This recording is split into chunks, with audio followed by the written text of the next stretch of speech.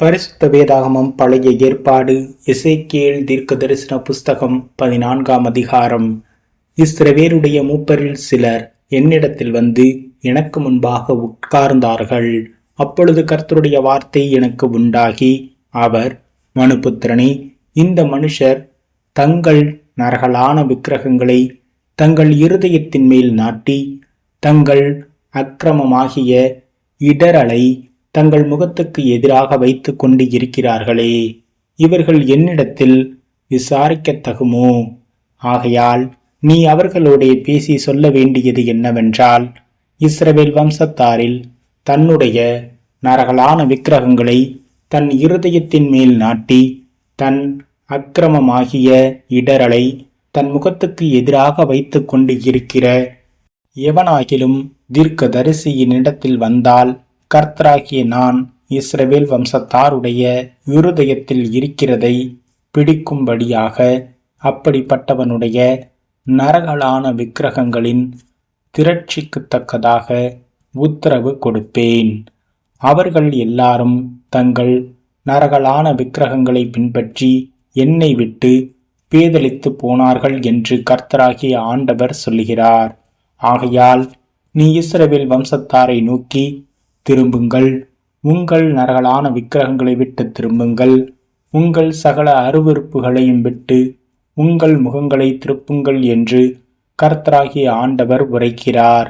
இஸ்ரவேல் வம்சத்தாரிலும் இஸ்ரவேலில் தங்குகிற அந்நியரிலும் என்னை பின்பற்றாமல் பேதலித்து தன் நரகலான விக்கிரகங்களை தன் இருதயத்தின் மேல் நாட்டி தன் அக்கிரமமாகிய இடரலை தன் முகத்துக்கு எதிரே வைத்து கொண்டு இருக்கிற எவனாகிலும் தீர்க்கதரிசியின் மூலமாய் என்னிடத்தில் விசாரிக்க வந்தால், அவனுக்கு கர்த்தராகிய நானே உத்தரவு கொடுத்து அந்த மனுஷனுக்கு விரோதமாக என் முகத்தை திருப்பி அவனை அடையாளமாகவும் பழமொழியாகவும் வைத்து அவனை என் ஜனத்தின் நடுவில் இராதபடிக்கு சங்கரித்து போடுவேன். அப்பொழுது நான் கர்த்தர் என்று அறிந்து கொள்வீர்கள்.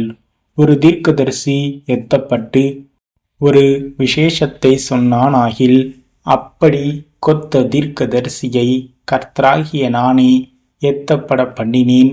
நான் அவனுக்கு விரோதமாக என் கையை நீட்டி அவனை இஸ்ரவேல் ஜனத்தின் நடுவிலே இராதபடிக்கு அழிப்பேன். அப்படியே அவரவர் தங்கள் தங்கள் அக்கிரமத்தை சுமப்பார்கள். தீர்க்கதரிசியினிடத்தில் விசாரிக்கிறவனுடைய தண்டனை எப்படியோ அப்படியே தீர்க்கதரிசியினுடைய தண்டனையும் இருக்கும். இஸ்ரவேல் வம்சத்தார் இனி என்னை விட்டு வழி தப்பி போகாமலும் தங்கள் எல்லா மீறுதல்களாலும் இனி அசூசிப்படாமலும் இருக்கும் பொருட்டாக இப்படி சம்பவிக்கும். அப்பொழுது அவர்கள் என் ஜனமாய் இருப்பார்கள், நான் அவர்கள் தேவனாயிருப்பேன் என்று கர்த்தராகிய ஆண்டவர் உரைக்கிறார் என்று சொல் என்றார். கர்த்தருடைய வார்த்தை எனக்கு உண்டாகி, அவர், மனுபுத்திரனே, ஒரு தேசம் எனக்கு விரோதமாய் துரோகம் பண்ணி கொண்டே இருந்து பாவம் செய்தால், நான் அதற்கு விரோதமாக என் கையை நீட்டி அதில் அப்பம் என்னும் ஆதரவு கோலை முறித்து அதில் பஞ்சத்தை அனுப்பி மனுஷரையும் மிருகங்களையும் அதில் இராதபடிக்கு நாசம் பண்ணுவேன். அப்பொழுது நோவா, தானியேல், யோபு ஆகிய இம்மூன்று புருஷரும் அதன் நடுவில் இருந்தாலும் அவர்கள் தங்கள் நீதியினால் தங்கள் ஆத்துமாக்களை மாத்திரம் தப்புவிப்பார்கள் என்று கர்த்தராகிய ஆண்டவர் சொல்கிறார். நான் தேசத்தில் துஷ்ட மிருகங்களை அனுப்ப அம்மிருகங்களின் நிமித்தம் ஒருவரும் அதன் வழியாய் நடக்கக்கூடாதபடி வெறுமையும் பாலும் ஆக்கும்போது அந்த மூன்று புருஷரும் அதில் நடுவில் இருந்தாலும் தாங்கள் மாத்திரம் தப்புவார்களே அல்லாமல் குமாரரையாகிலும் குமார்த்திகளையாகிலும் தப்புவிக்க மாட்டார்கள். தேசமும் பாழாய் போகும் என்று என் ஜீவனை கொண்டு சொல்லுகிறேன் என்பதை கர்த்தராகிய ஆண்டவர் உரைக்கிறார். அல்லாது நான் அந்த தேசத்தின் மேல் பட்டயத்தை வரப்பண்ணி, பட்டயமே, தேசத்தை உருவ போ என்று சொல்லி அதிலுள்ள மனுஷரையும் மிருகங்களையும் நாசம் பண்ணும்போது அந்த மூன்று புருஷரும் அதன் நடுவில் இருந்தாலும் தாங்கள் மாத்திரம் தப்புவார்களே அல்லாமல் குமாரரையாகிலும் குமாரத்திகளையாகிலும் தப்புவிக்க மாட்டார்கள் என்று என் ஜீவனை கொண்டு சொல்லுகிறேன் என்பதை கர்த்தராகிய ஆண்டவர் உரைக்கிறார்.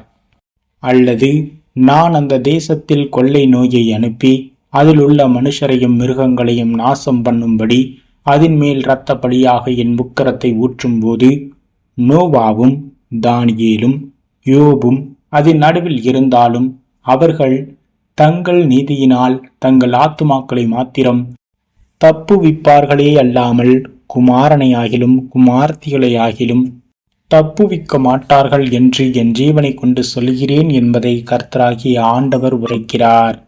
ஆகிலும் கர்த்தராகிய ஆண்டவர் சொல்கிறது என்னவென்றால், நான் மனுஷரையும் மிருகங்களையும் நாசம் பண்ணும்படி எருசலேமுக்கு விரோதமாக பட்டயம், பஞ்சம், துஷ்ட மிருகங்கள், கொள்ளை நோய் என்னும் இந்நான்கு கொடிய தண்டனைகளையும் அனுப்பும்போது எவ்வளவு அதிக சங்காரமாகும். ஆகிலும் இதோ அதிலே தப்பி மீதியாகி வெளியே கொண்டு வரப்படுகிற குமாரரும் குமாரத்திகளும் சிலர் இருப்பார்கள். இதோ அவர்கள் உங்கள் அண்டைக்கு புறப்பட்டு வருவார்கள். அப்பொழுது நீங்கள் அவர்கள் மார்க்கத்தையும் அவர்கள் கிரியைகளையும் கண்டு நான் எருசலேமின் மேல் வரப்பண்ணின தீங்கையும் அதின் மேல் நான் வரப்பண்ணின எல்லாவற்றையும் குறித்து தேற்றப்படுவீர்கள். நீங்கள் அவர்கள் மார்க்கத்தையும் அவர்கள் கிரியையையும் காணும்போது அவர்கள் உங்களுக்கு தேற்றவரவாயிருப்பார்கள். நான் அதிலே செய்த எல்லாவற்றையும் முகாந்திரமில்லாமல் செய்யவில்லை என்று அப்பொழுது அறிந்து கொள்வீர்கள் என்பதை கர்த்தராகிய ஆண்டவர் உரைக்கிறார் என்று சொன்னார்.